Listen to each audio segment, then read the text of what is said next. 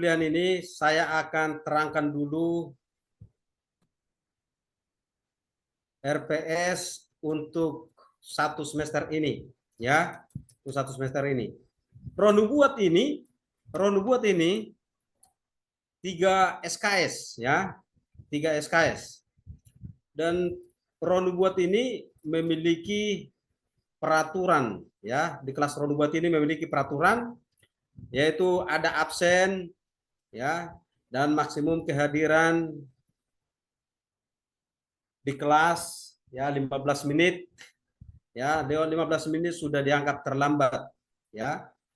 Dan juga di kelas ini ada kita punya, ya, banyak aturan yang harus kita ikuti. Ada grading sistemnya, ya, dari indikator di sini ada UAS 40%, dari UTS 30%, kuis 20%, dan tugas-tugas lainnya ada 10%, ya. Dan juga di kelas ini kita ada proyek-proyek yang harus kita lakukan, ya. Ada proyek, dan di setiap proyek kita harus lakukan itu dan kumpulkan di akhir semester, ya. Dan roh nubuat, pelajaran roh nubuat ini di kelas kita ini ada 16 pertemuan, ya, dalam satu semester ini. Dan kita akan pelajari, ya, bagaimana kita mengikuti kelas ini. Harus ada asesmennya, ya. Asesmennya itu adalah presentasi, diskusi di kelas. Dan kita harus menggunakan media laptop, LCD, dan papan tulis di dalam setiap kelas. Dan ada kita punya resources, ya, yaitu sumber-sumber buku yang harus kita gunakan, yaitu buku pengantar roh nubuat yang ditulis oleh RUTA Barat, ada Alkitab, ada juga alat peraga baru, ya. Dan kenapa kita perlu mempelajari buku roh nubuat ini, ya, di kelas ini? Karena ada banyak yang harus kita pelajari dari kelas ini. Itu sebabnya saya terangkan dulu sedikit RPP kita atau RPS yang akan kita gunakan dalam satu semester ini, ya. Kita lihat di situ di sesi pertama, ya, kita akan mempelajari tentang topiknya adalah roh nubuat dan umat yang sisa, ya. Roh nubuat dan umat yang sisa. Dan tujuan daripada pelajaran roh nubuat ini agar para mahasiswa mengerti secara mendalam mengenai kesaksian Yesus adalah roh nubuat yang dinyatakan kepada jemaatnya melalui saluran nubuatan atau melalui para nabi. Dan ada beberapa hal yang perlu diketahui para mahasiswa dalam pelajaran roh nubuat ini. Yang pertama adalah perlunya karunia nubuat menjadi sarana komunikasi antara Allah dan umatnya, ya. Kenapa? Karena manusia itu sudah jatuh ke dalam dosa.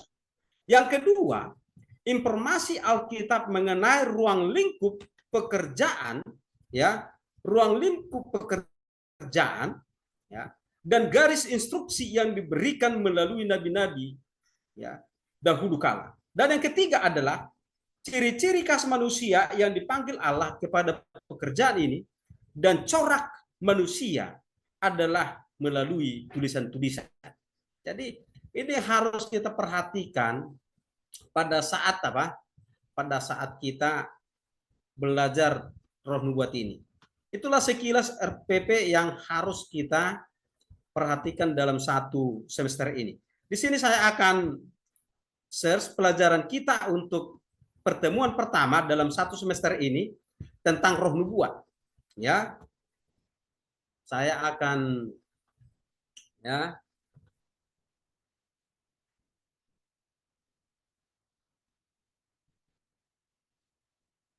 oke, bisa kelihatan? Enggak ada, Sir. Bisa kelihatan enggak? Bisa kelihatan, ya? Bisa kelihatan, Supri? Oke, kelihatan Bisa, nggak? Sir, bisa, Sir. Gue, Sir. Oke. Mari kita lihat pelajaran kita pertama adalah roh nubuat dan umat yang sisa, ya. Roh nubuat dan umat yang sisa, ya. Dikatakan di sini, maka marahlah naga itu, ya. Maka marahlah naga itu kepada perempuan itu, lalu pergi memerangi keturunannya yang lain, yang menuruti hukum-hukum Allah dan memiliki kesaksian Yesus. Wahyu pasal 19 ayat 10 dikatakan, kesaksian Yesus adalah roh nubuat, ya. Jadi kesaksian Yesus itu adalah roh nubuat, ya. Itulah sebabnya betapa pentingnya kita belajar apa? Belajar roh nubuat, ya. Betapa pentingnya. Karena manusia itu sudah jatuh ke dalam dosa, ya. Ke dalam dosa. Baik, mari kita lihat yang selanjutnya. Ya, kesaksian Yesus adalah roh nubuat. Jadi roh nubuat adalah kehendak melalui saluran nubuatan atau nabi. Ya, Alkitab sebagai tulisan yang diilhamkan oleh Allah melalui rohnya kepada nabi-nabi adalah juga roh nubuat. Ya, Allah juga memberikan karunia nubuat kepada jemaat dengan satu tujuan, ya. Yang pertama, mengorganisasikan, membuat satu organisasi, ya, membuat satu struktur di dalam gereja itu. Yang kedua, tujuannya adalah membina gereja itu, membina jemaat itu, ya. Dan yang ketiga adalah menuntun umatnya, ya, menuntun. Yang pertama tadi mengorganisasikan, yang kedua membimbing, dan yang ketiga menuntun umatnya. Dalam Kisah 7 ayat 38. Ya, dalam Kisah 7 ayat 38. Dan dikatakan bahwa karunia nubuat atau nabi adalah salah satu dari beberapa karunia yang diberikan kepada jemaat Tuhan yang menyanggupkan penerimaannya berbicara dengan penuh kuasa. Ya, sebagai juru kabarnya, maka gereja Masih Advent hari ke-7 mengakui pekabaran yang diberikan oleh Sister White, ya, sebagai roh nubuat. Jadi Sister White adalah salah satu perantaraan untuk mendapatkan karunia nubuat itu, dan itu diberikan kepada jemaat, dan itulah yang kita dapatkan pada saat yang indah ini. Baik, mari kita perhatikan.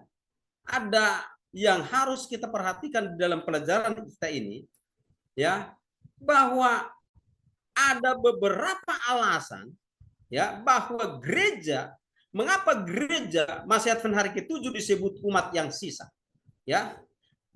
Bagaimana dengan ciri-ciri umat yang sisa itu sehingga dikatakan gereja Masih Advent hari ke-7 adalah umat yang sisa? Yang pertama, ciri-ciri khusus umat yang sisa adalah menuruti hukum-hukum Tuhan. Ya, umat yang sisa itu ciri-cirinya adalah menuruti hukum-hukum Tuhan. Yang kedua, memiliki kesaksian Yesus, yaitu apa? Roh nubuat. Ya, roh nubuat. Dan yang ketiga adalah iman kepada Yesus. Ya, iman kepada Yesus. Dan ini ada di dalam ruang lingkup gereja Masih Advent hari ke-7. Ya, ada di ruang lingkup gereja Masih Advent hari ke-7. Ya.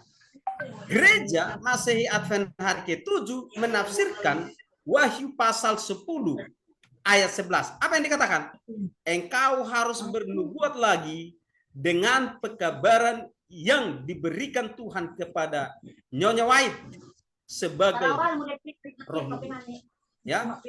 Dan dikatakan bagian A di situ, kekecewaan itu terjadi karena menurut tafsirannya Yesus akan datang ke dunia ini pada tanggal 22 Oktober 1800, ya, 1844.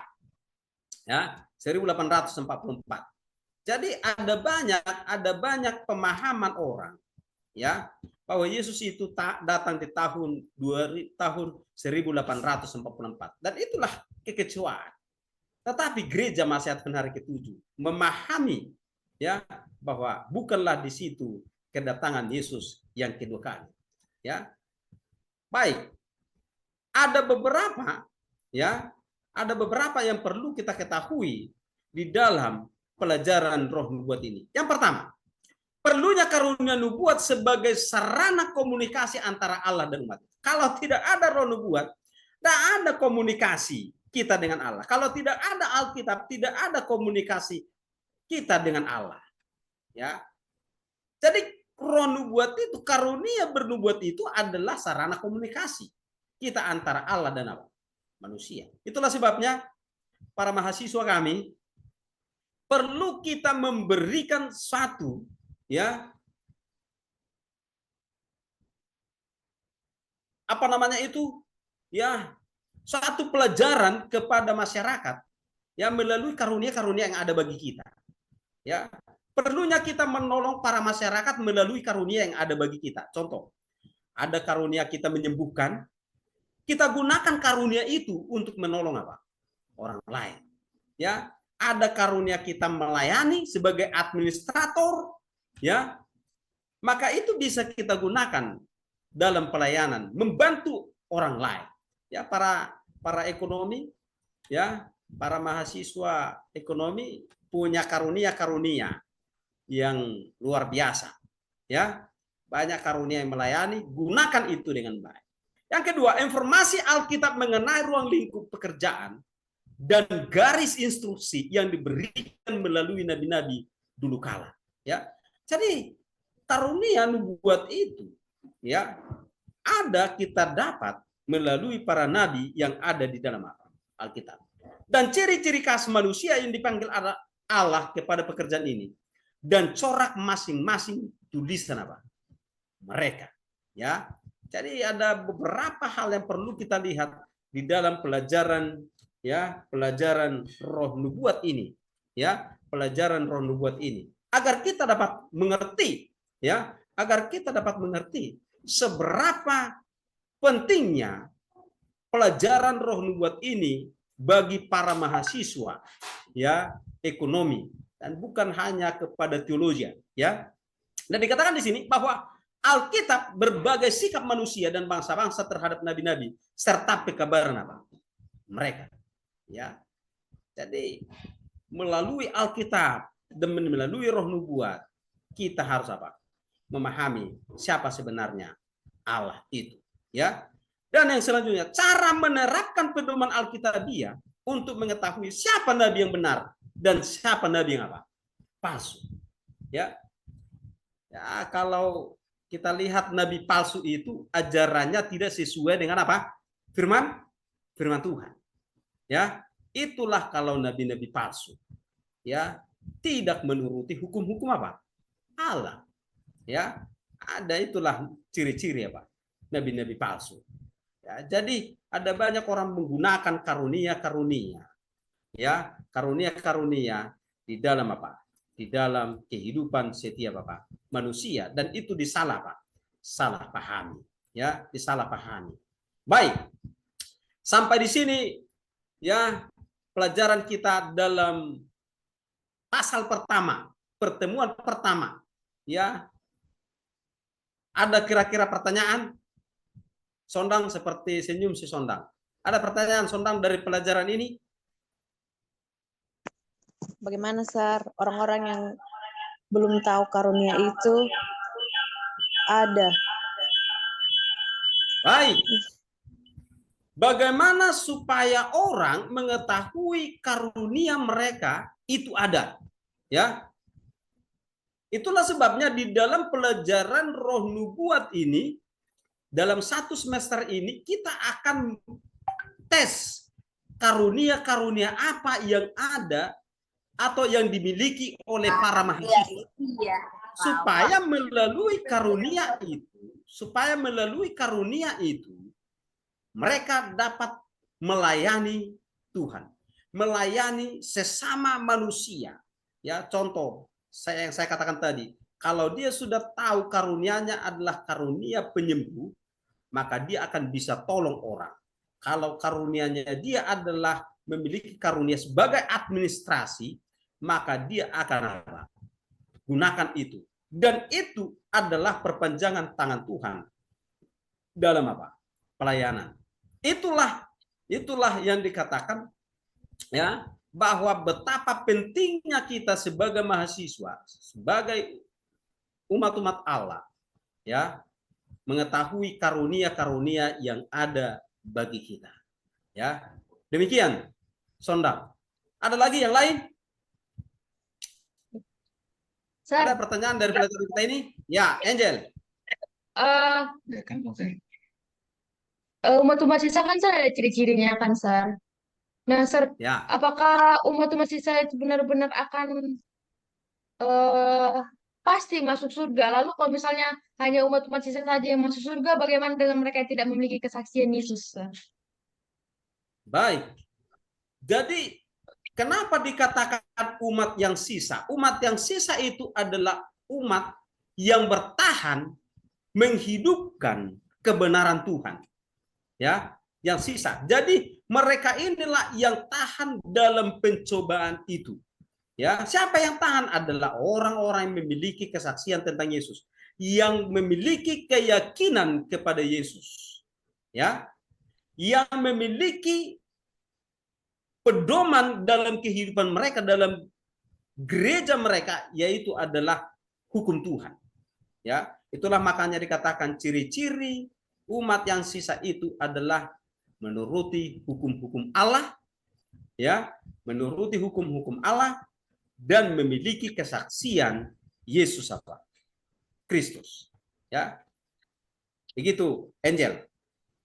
Ya. Ada lagi? Sir, Ya. ini kan Sir bilang tadi bahwasanya karunia nubuat itu adalah kayak kalau udah kita tahu karunia nubuat itu, kita akan melakukan itu kepada orang lain. Dan gimana Sir kalau apakah itu sama dengan pekerjaan kita, Sir?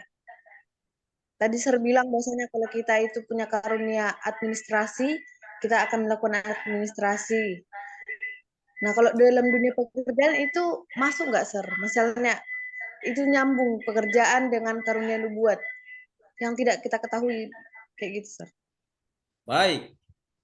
Jadi karunia-karunia nubuatan itu diberikan oleh Tuhan adalah untuk kita gunakan di dalam kehidupan kita, di dalam pekerjaan kita, ya, agar orang lain dapat tertolong dengan karunia yang kita miliki, ya, dengan karunia yang kita miliki.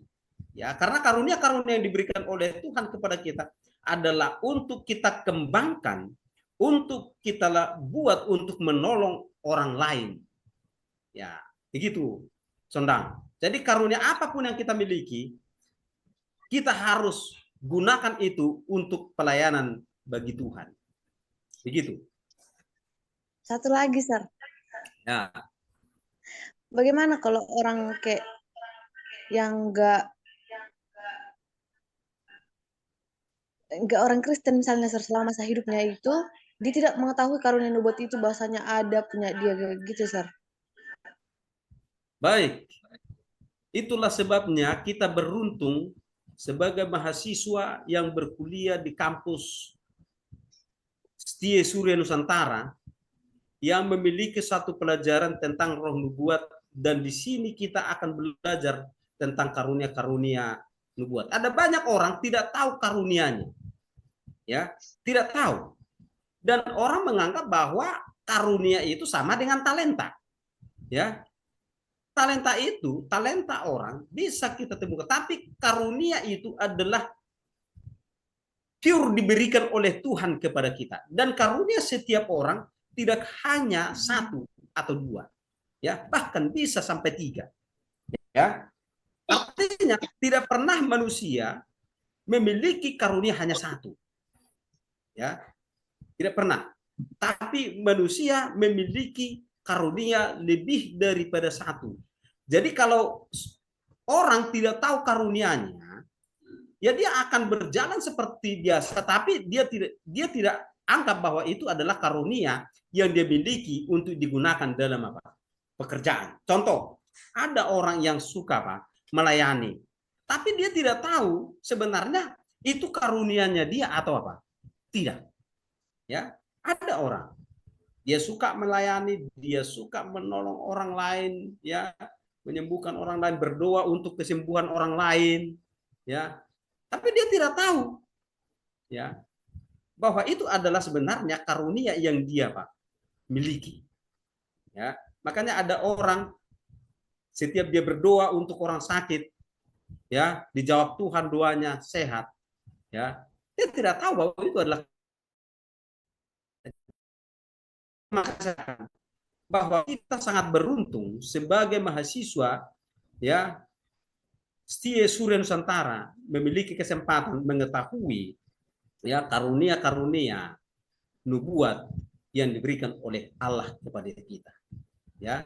Jadi karunia, ya, itu dia. Ya, bagaimana? Ada lagi, Sir, Elsa?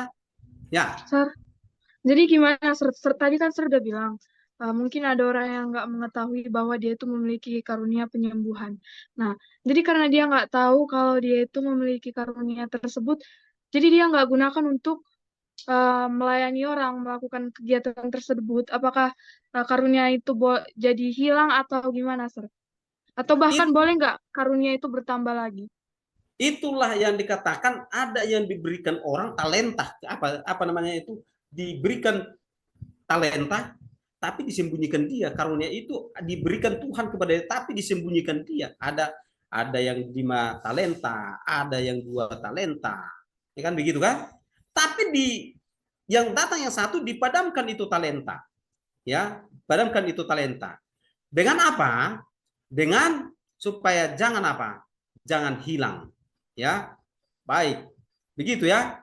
Nah, karena waktu kita sudah habis, baik sampai di sini pelajaran kita pada saat ini, ya. Jadi mari kita gunakan, ya, pelajaran ini untuk membuat, ya, pelayanan kepada masyarakat, ya, PKM, pengabdian kepada masyarakat melalui pelajaran, ya, roh nubuat ini agar orang juga Pak tertolong, ya. Bagaimana, sudah dipahami, Supri? Sudah paham dengan pelajaran ini? Sudah, Sir. Oke, baik. Sangat paham, sangat paham. Terima kasih. Karena itu mari kita akhiri pertemuan kita pada saat ini, kita berdoa. Tuhan Bapa kami di sorga, saat ini kami sudah mengakhiri pelajaran roh nubuat di kelas Setia Surya Nusantara yang ada di Pematang Siantar. Biarlah kiranya Tuhan berkati kami. Dalam nama Yesus kami berdoa. Amin. Baik. Terima kasih untuk pertemuan kita.